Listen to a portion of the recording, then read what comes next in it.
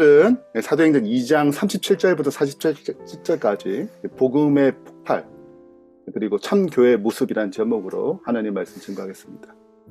오늘 본문을 이해하기 위해서 세 가지 질문을 만든다면 다음과 같습니다. 첫 번째는 37절부터 41절인데요. 베드로가 이제 설교를 한 다음에 여기에 대한 반응이에요. 복음에 대한 반응. 복음을 듣는 사람이 어떻게 변화되는가. 그 내 과정이 있는데 그걸 살펴보고, 그 다음에 이 복음을 받아들이는 사람이 어떤 공동체를 만들어가는가. 그것이 42절부터 47절 앞부분까지입니다. 그 다음 마지막으로 그 공동체는 세상에 어떤 영향을 미치는가. 그것이 마지막 47절 마지막 부분이에요. 오늘 이 세 질문을 통해서 우리가 영적으로 어떤 도전을 가지고 믿음으로 이것을 어떻게 반응할 것인지를 함께 고민하면 좋겠습니다.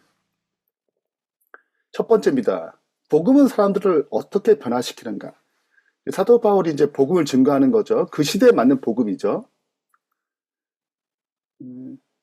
그 말을 다 듣고 마음에 질렸어요.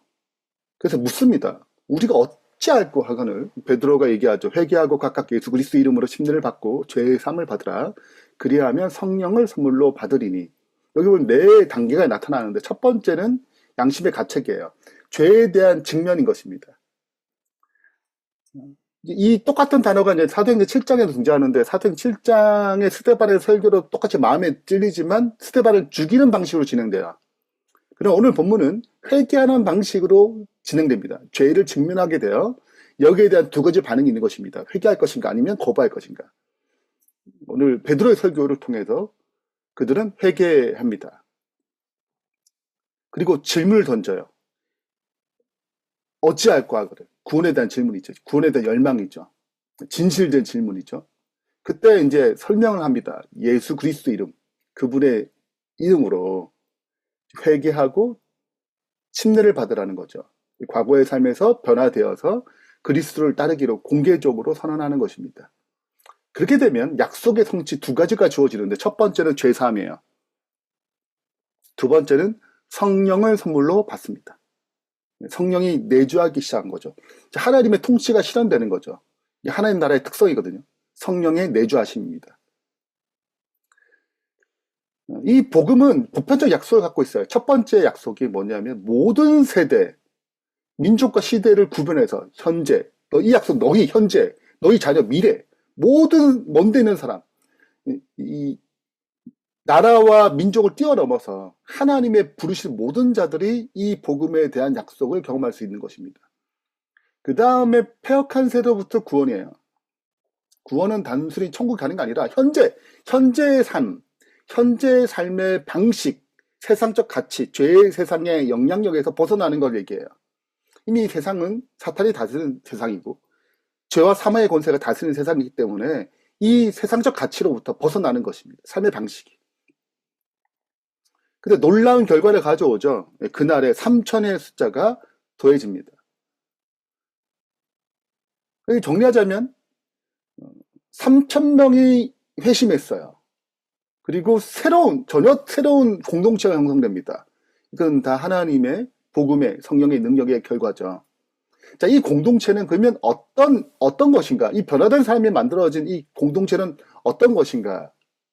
이 공동체 생활이 있는데, 이 공동체 생활에 네 가지 기둥이 있습니다. 첫 번째가 사도의 가르침, 말씀이 끊임없이 선포됐어요. 그러니까 우리가 교회 공동체에 들어오게 될 때 가장 첫 번째가 말씀이에요. 경험과 감정 이런 게 아니고 진리가 그들을 붙잡아야 돼요. 진리가 기초에 돼야 되는 것입니다. 두 번째는 서로의 교제예요. 사랑의 교제예요. 이 세상적 친목이 아니고 이건 전혀 다른 이게 공동체잖아요. 그래서 개인의 삶을 넘어서 사랑을 섬기고 또 성령 안에서 하나 되는, 끊임없이 하나 되는 삶으로 나가는 거거든요. 그 중요한 것 중에 하나가 떡을 떼는 거예요. 떡을 떼는 것에 두 가지 중심이 있는데, 첫 번째는 우리는 그냥 떡을 떼는 건데 그들의 주식이 포도주와 떡이에요. 빵이죠. 늘 식사할 때 늘 이게 기본이에요. 특별한 게 아니에요. 기본이란 말이죠. 그러면 그런 공동체적 식사를 할 때 항상 성만찬을 했어요. 기본적으로. 발을 씻는 문화도 그들의 문화예요. 예, 우리는 어쩌다 가지만 그들은 이게 샌달이잖아요. 그러니까 기본적으로 발을 씻고 식사하는 것은 문화인데 이 가족 공동체를 영적 가족 공동체를 모였기 때문에 이 식탁에 교제 나눌 때 항상 그리스도의 희생 그리고 십자가를 전가하는 것이 재림 때까지 이것이 기본적으로 메인이 된 거예요. 영적 가족 이 공동체를 끊임없이 이제 이루어져 간 거죠. 그리고 이제 기도로 이제 그들이 끊임없이 하나님의 도우심을 구했습니다. 그러니까 이게 그리스도 중심의 신앙 공동체예요. 세상과 전혀 다른 것입니다. 유대교의 공동체와 전혀 다른 거죠. 이게 분위기가 있는데 존경과 경이로움이 있어요. 사람마다 두려워했죠. 경외감, 존경감이거든요. 그리고 기사, 표적이 있었습니다. 얼마나 신기해요. 네. 그러니까 이걸 또 복음이 더 확증되는 거거든요. 그러니까 이런 어떤 특별한 분위기, 그리고 이타적이에요. 물건을 서로 통용하는 거죠. 이게 왜 그러냐면 가난한 자들과 과부들이 신앙을 고백하면 유대 공동체에서 출교당해요. 출교당하면 어떤 문제가 생기냐면 유대 공동체가 주는 혜택을 받지 못해요. 그러면 가난한 자들과 과부들이 어려워집니다. 자, 그래서 재력이 있는 사람들이 기꺼이 헌신을 한 것입니다. 함께 통용하고 재물을 소유를 팔아가지고 그들의 어려움을 가난한 자들 어려움을 채워줬어요. 그럼 세 번째 분위기인데 모이기에 힘쓴데 기뻐요. 아, 꼭 가야 돼? 아, 이런 생각 있잖아요. 우리가 모일 때. 근데 그 모임에 기뻤어요.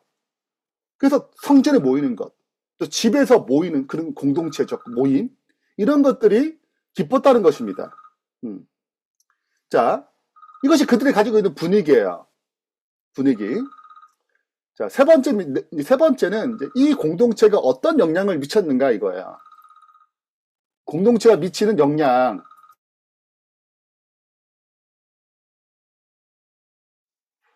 자, 온 백성이 이게 친송을 받으니 주께서 구원받는 사람을 날마다 더하게 하시리라. 그러니까 세상에 미치는 영향이 있어요. 세상 사람들, 그 온 백성이 친송을 받았대요. 그리고 하나님이 구원받는 사람을 계속 더하셨습니다. 자, 이 과정을 정리하자면 첫 번째가 일단은 복음으로 변화됐어요. 내적 변화가 일어나는 거죠. 그 다음에 그들이 공동체를 형성한 거거든요. 사랑의 공동체를 형성했습니다. 전혀 다른 변화된 사람들의 모임이에요. 그러니까 세상 사람들이 친송한 거예요. 복음이 삶으로 나타나니까 온 백성이 칭송을 받은 것입니다.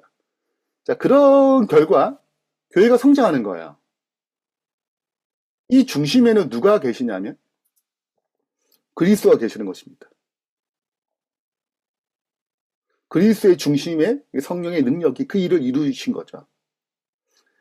자, 마무리하면서 이 말씀, 메시지가 우리에게 주는 도전이 있어요. 그게 세 가지인데, 첫 번째는 내 개인부터 시작해야 되잖아요. 다른 사람 변화시킬 수 없어요.